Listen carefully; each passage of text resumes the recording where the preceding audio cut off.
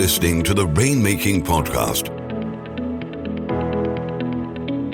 hosted by high-stakes headhunter, author, and professional speaker, Scott Love. This is the Rainmaking Podcast, and my name is Scott Love. Thanks for joining me on the show today.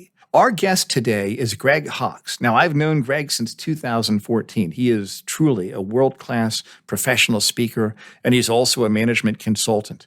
And his area of expertise is the area of culture. He's a culture specialist. Our topic for today is shaping environments where everyone contributes their best daily. So we're talking about your best daily. So if you're a manager of a team, this is something you need to listen to. If you've even got a small team, let's say you've got 2 or 3 people that work within your own cohort at work, this is something that is going to be worth your time. I'd even recommend listening to it a couple of times and taking notes.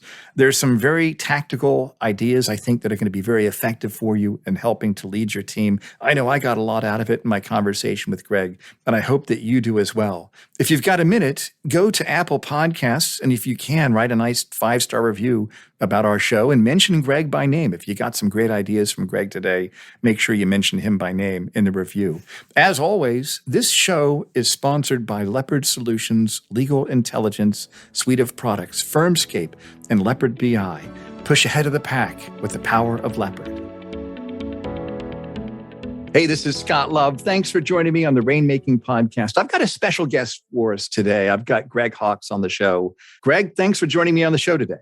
Oh, I'm so excited to be here. I sure appreciate the opportunity. Absolutely, Greg. You and I go way back, man, and you're a fantastic speaker and consultant, and I like the idea that you have a very clear mission. Tell us exactly, what is that mission? Well, our mission is shaping environments where everyone gets to contribute their best daily. The idea being that, how people flourish has a lot to do with the environment that they're in. And so that's why we spend a lot of time in culture, because we think the culture is the environment of a company and organizations. That is their environment. And so how people show up in it has a lot to do with that environment, equally as much as how much they're able to bring themselves to it. Right. And so let me kind of get some working definitions here. When you talk about everyone contributes their best daily, what exactly does that mean? What is it that you envision when you talk to your clients about that?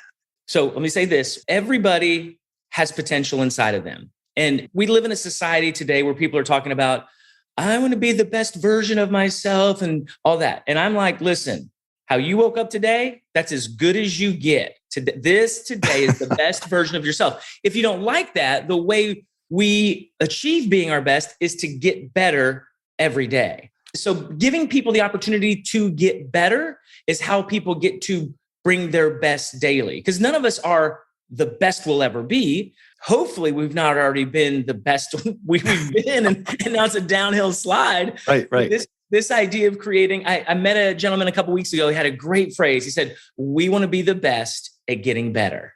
And so it's best, it's not an arrival, but it's this continual progression of how are we just getting better a little bit every day? And for individuals, it's, how do I get to lean into my strengths? How do I get to be stretched by responsibility? How do I get to offer a little creativity? How do I get to play in the space that I find most fulfilling? And how are organizations designing their environment, whether it's remote, whether it's in the office, or a hybrid thereof, that lets people access that? So let me ask you about some of those things. You said 5 things here I thought were pretty interesting. You talk about, you're listening, man. You talk about leaning into strengths, stretching into responsibility, creativity, fulfillment, and designing the environment. I think those are the chapters for your next book, right? I appreciate that. You bet. And so let's talk about that one by one, because the people that are listening, these are people that are in a business development role, or they're managing people who are in a business development role.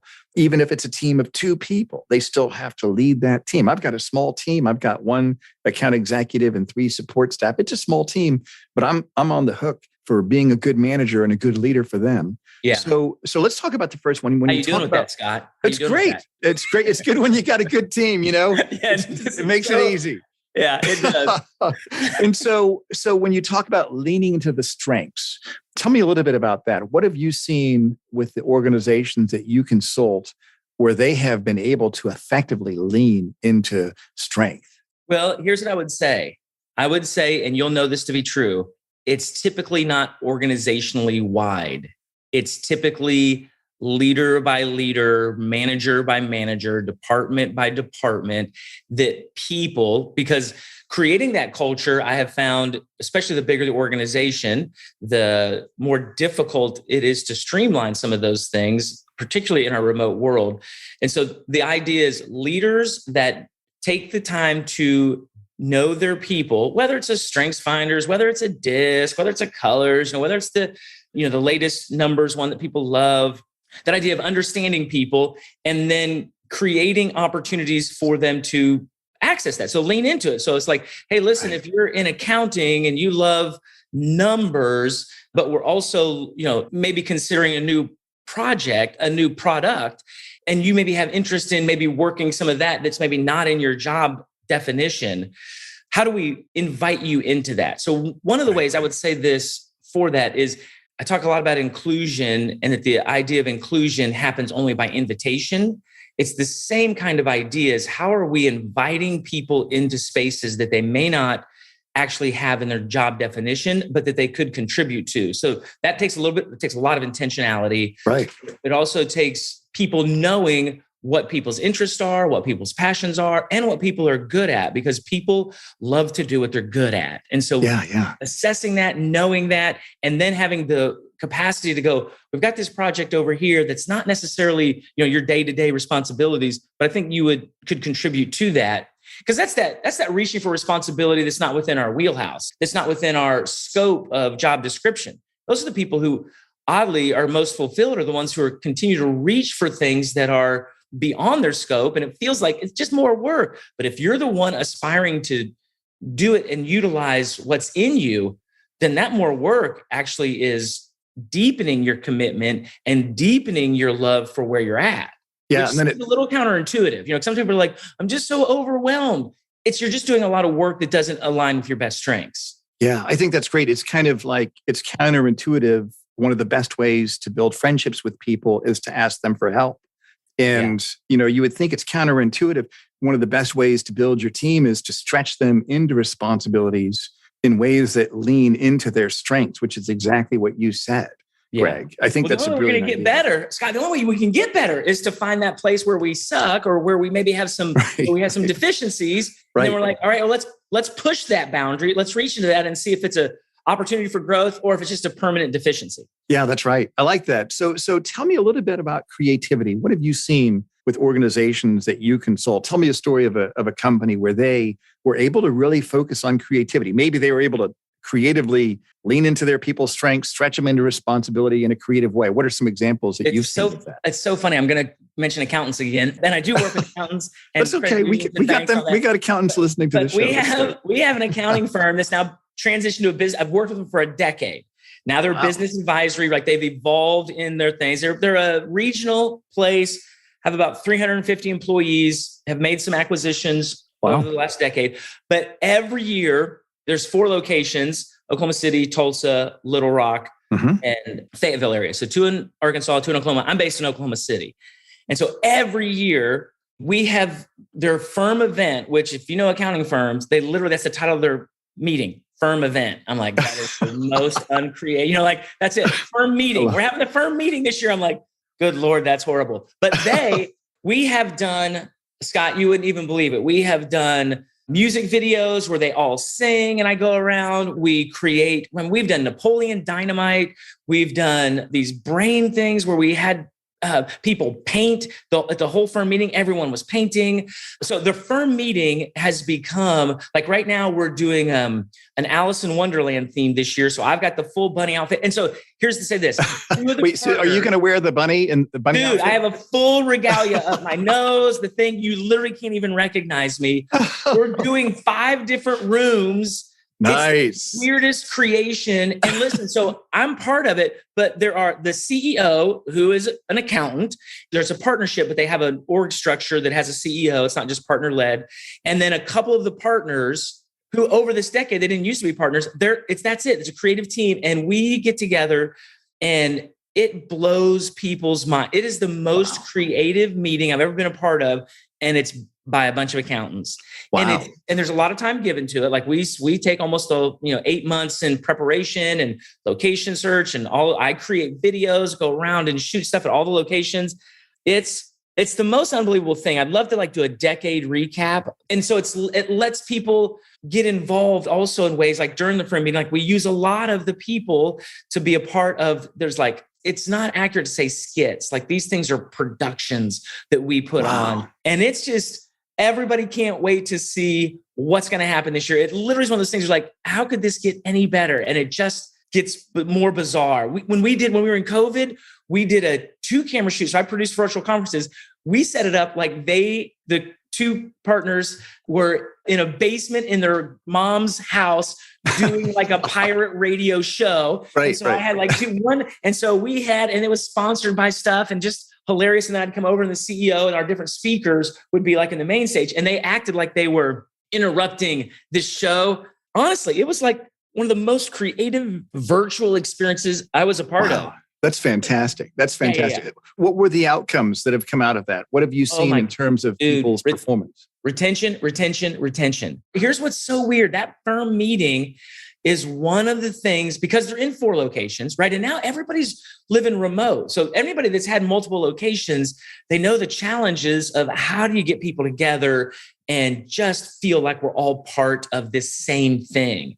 And so it nurtures this. I don't know all these people in this room, but I love the quality of people that I'm associated with. I love knowing that excellence is happening in other locations, in other cities. Like my own personal level of excellence is also what these other people, and it does this like reaffirming thing, like I'm in a great place. Yeah. Like talk about retention, like that annual meeting. For me, it's one of the best things a company can do is go, let's get everybody in the same room, particularly after the last 2 years.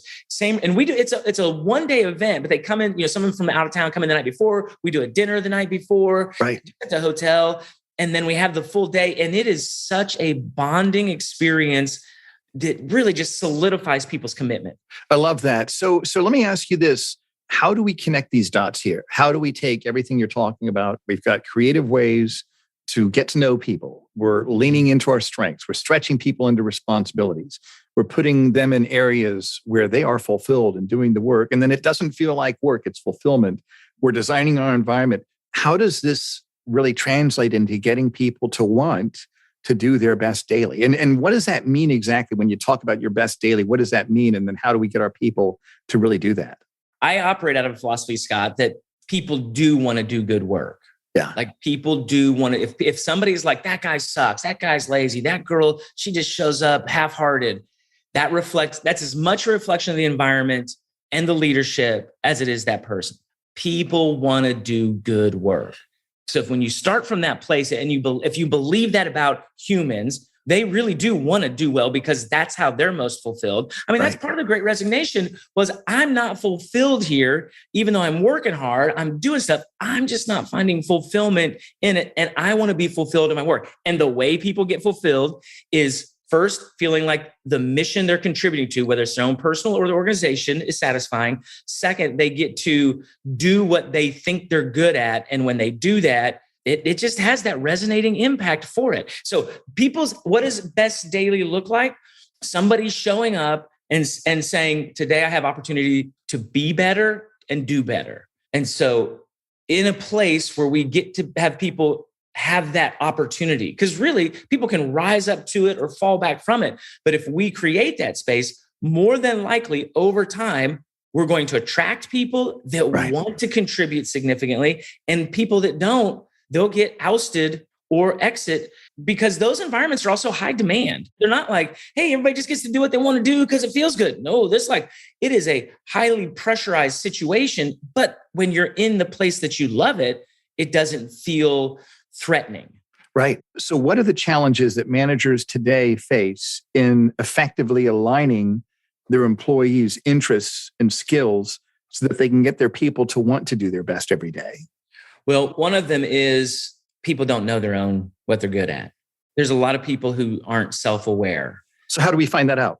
I think there's, you can use any test you want, your strengths finders, your any of those kind of things. You find those and talking to people and having an understanding of where they thrive. Usually where people thrive is where they're going to do well. But so here's the challenge. The challenge is most of the time it's like, listen, we have work to do. This isn't a day camp. Like right. We got to get work done. And if it doesn't fit in your strengths, it's part of your job and we need you to do it. So please get it done. So I think what most leaders miss. So here's the challenges. How do I, as a leader, connect work that they don't enjoy doing and maybe doesn't resonate with their spirit? How do I connect that work to an overall mission that they can resonate with? So when you say, listen, here's why your job matters. Here's what's happening here's the end result, whether it's a client, whether it's an internal customer that is a shareholder that benefits from what they do. Every job has purpose. Nobody's spending a dime unless there is a meaning to that job. And most leaders aren't great at taking the mundane task and connecting it to a meaningful outcome. Right. And what we can do is then people don't have to go, oh, I love this task. You might not love this task, but can I help you align with what we're accomplishing? Do you love serving our customers that way? Do you love serving our vendors that way? Do you find meaning in the end result of what we're doing or what we're creating for what's happening for other teammates? Even within our own company, how this serves our teammates. That's great. I like that. I like the idea of serving your colleagues. So what are some of the big surprises you've seen from COVID? How has COVID and people working virtually for 2 years, how has that impacted what you talk about with people? It's interesting. So here's what happened. On the front end of COVID, everybody rallied together. We're in this together. And they were all dispersed, but they all had this sense of kind of we're all going through it together. It was back in the day, it was like, how you doing? How's your mental health? We all care about each other. Ooh, we're having great conversations. Like all this great stuff came from it as far as emotional intelligence and really connecting with people. Over the course of time, it devolved into the isolation that caused people to be more individually concerned about themselves than about the whole. So that was the negative thing that happened. And that's what really led to part of the Great Resignation was when it first hit and everybody went, it was this collective. We're all in this together. And there was this great camaraderie. But because it went on for so long and people don't know how to manage camaraderie. Right. People felt more and more isolated and then became more self-guarded and self-minded, not self-aware, but more thinking about themselves than the whole. And so that was the big hit. That's interesting. It had a great unifying effect. And then over the course of time, because it was hard. It's just hard to manage people this way and stay connected with people. You know, my own business, because I had clients here, I'm in the state of Oklahoma, so I had clients, I did these driveway drop-bys. Literally, I had clients, I'm like, I'm going to drive to your house. I'm going to bring 2 chairs. We're going to sit 8 feet apart and in your driveway, and we're just going to talk for 30 minutes. And so I did a whole, and I would share it. You know, I'd social media the thing. That's and great. have like 6 That's or 7 creative. conversations a day. I would just go, I'd go up to Tulsa. I'd do it around here. I'd be like, I'm coming to your house. I'm going to sit out in the driveway. I'm going to bring 2 chairs. Let's just stay connected.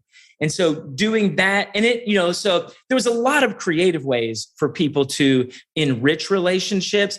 It was just the length of time that the exhaustion caused people to not. Honestly, I think if COVID had been 1 year, there would have been such a strength of unity in organizations because of how invested people became right off the bat.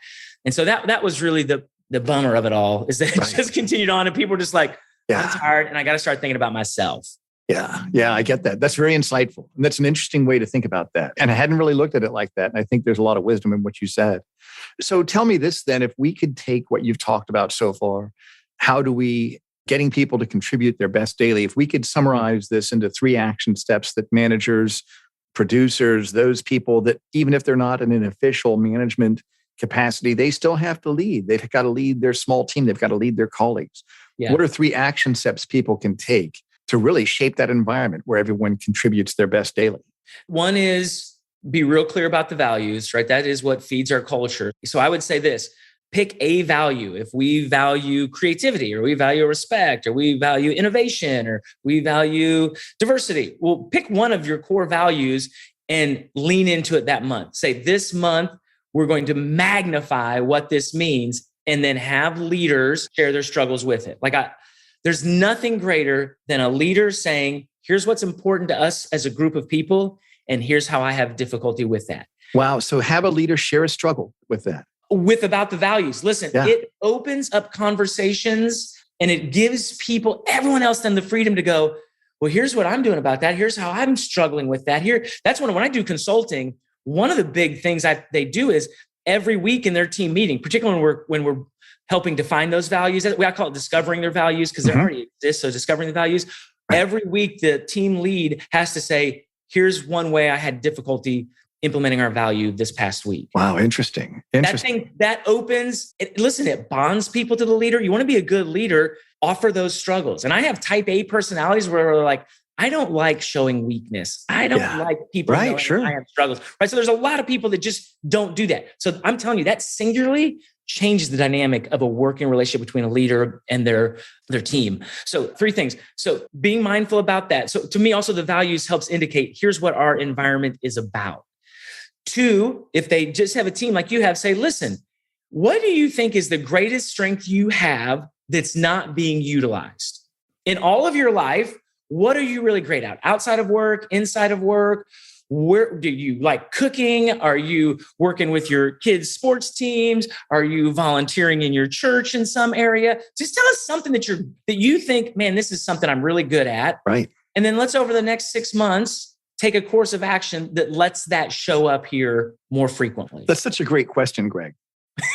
That really is. I mean, these are simple ideas, but I think the impact. I'm a simple man, Scott. That's great. I can't do complexity, man. I'm like, let's just keep it easy. And it's effective. What's your greatest strength that's not being utilized? It's not easy. Let's just be clear. It's not easy, because then it sets the person on the course of, I don't know, I can tell you my 10 different weaknesses I have, but what I'm good at, people hem and haw. And so that's part of the struggle of the leaders. Like, let's define your 3 best strengths. That's great. And what's our final step here? What's step 3 that you'd recommend?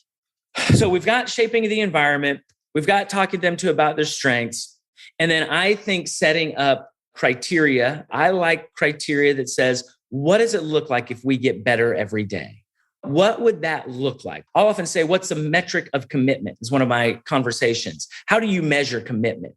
And so in this frame, I would say, how do we measure us getting better? Like, what are some criteria that we would say here? Are we encouraging people? Like, are we finding ways of acknowledging people's wins? Are we confronting people where they're not living up to what our expectations are? So like maybe a full form of accountability structure that's like, this is part of how we get better every day, is we deal with our suckages and we deal with our strengths and we talk about them openly in a team setting. That's fantastic, Greg. This is fantastic. So tell us about the offerings that you have that you want our listeners to know about. I know you do speaking. I know you do consulting. Yep. Tell us a little bit more about some of those topics. And then we're going to definitely put all your links on our show notes today. Here's what's really exciting, Scott, is I've just expanded just last week. Nice. My new business model came on with a new website that I've involved. I have 2 other people on my team as speakers now. Wow. So we're all culture specialists. And we all focus in different areas. And so we've kind of set it up, and we're all keynote speakers. And so I'm as much excited about, they're a decade younger than me, and they're just smart, fresh, insightful, wise. So I'm excited about kind of the Hawks Agency full offering that literally all 3 of us could work with organizations in different aspects, whether it's an ownership culture, whether it's DEI, whether it's creating this sound that people can follow along and create their own beats kind of thing. So we've got all of this terminology and language. So really, we talk about the human operating system. This is the way I've boiled it down. Mm-hmm. Your culture is the human operating system of your organization. So just like an iOS, different apps can work and all different kinds of things. Some are fun, some are serious, some matter, some don't. That's the way it is at work. And our culture creates that kind of space. And so the 3 of us can partner with organizations in team building, leadership excursions, all staff gathering, by far letting us be a part of the creative process of that is just so killer. That's great, Greg. This is fantastic. I can't wait to check out your new site. Oh, it's awesome. I'm going to have you back on the show here again later this year. I think you've got a lot of wisdom here that applies to everybody, even if it's a small team that people are leading. Thank you again for being on the show today, Greg. Oh, totally my pleasure. Thank you, Scott. Thank you for listening to the Rainmaking Podcast. For more information about our recruiting services for international law firms, visit our website at attorneysearchgroup.com. To inquire about having Scott speak at your next convention, conference, sales meeting, or executive retreat, visit therainmakingpodcast.com.